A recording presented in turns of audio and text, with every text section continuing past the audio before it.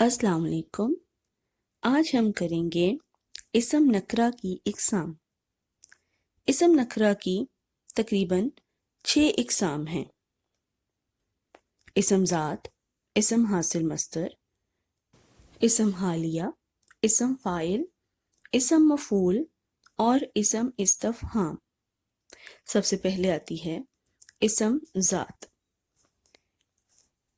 اسم ذات وہ اسم ہے جس کے ذریعے کسی چیز کی تمیز یعنی اس کا ڈفرینس، اس کا فرق کسی دوسری چیز سے کیا جا سکے، یعنی ہم دو چیزوں میں بآسانی ڈفرینشیٹ یا ڈفرینس کر سکیں، جیسے کتاب اور قلم، آگ اور پانی، زمین اور آسمان، خزاں اور بہار، گھڑی، دیوار، ٹی وی، کمپیوٹر۔ اس کی دوسری قسم ہے اسم حاصل مصدر۔ اسم حاصل مصدر وہ اسم نکرہ ہے جو مصدر سے بنا ہو اور جس میں مصدر کے معنی پائے جائیں۔ اب یہاں اکثر بچے کنفیوز ہوتے ہیں کہ آخر مصدر کیا چیز ہے؟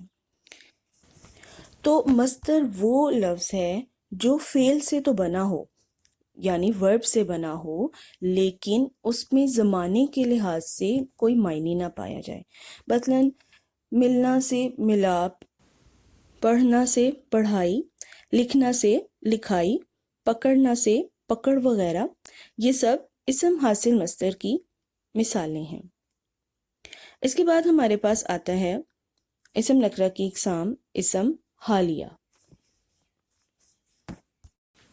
اسم حالیہ اس اسم کو کہتے ہیں جو کسی فاعل یا مفعول کی یعنی کسی سبجیکٹ یا آبجیکٹ کی حالت کو ظاہر کرے، یعنی جیسے ہنستا ہوا، ہنستے ہنستے، گاتا ہوا، ٹہلتا ہوا، دوڑتا ہوا، روتا ہوا وغیرہ وغیرہ۔ اس کے بعد ہمارے پاس ہیں اسم فاعل۔ اسم فاعل وہ اسم ہے جو کسی کام کرنے والے کو ظاہر کرے، یعنی جو سبجیکٹ کو شو کرے، جیسے لکھنا سے لکھنے والا، قاتل، حاکم، عادل، عالم، رونا سے رونے والا وغیرہ وغیرہ۔ یہ اسم فاعل کی مثالیں ہیں۔ اگلی قسم ہے ہمارے پاس اسم مفعول۔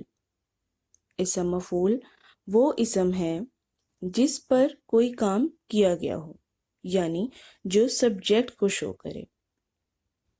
اسم مفعول کی مثالیں اس طرح ہیں، جیسے سونا سے سویا ہوا، رونا سے رویا ہوا، مظلوم، مقتول، ناراض، مخلوق، مقروض، مدفون وغیرہ۔ اسم نکرہ کی آخری اقسام اسم استفہام ہے۔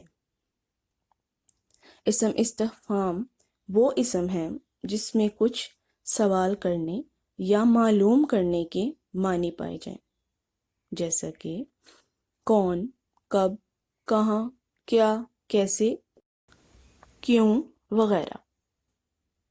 یہ تھیں اسم نکرہ کی 6 اقسام۔ یقیناً آپ کو سمجھ آ گئی ہوگی۔ ویڈیو پسند آئی ہو تو لائک ضرور کیجیے گا۔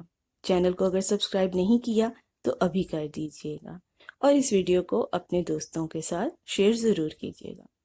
Thank you.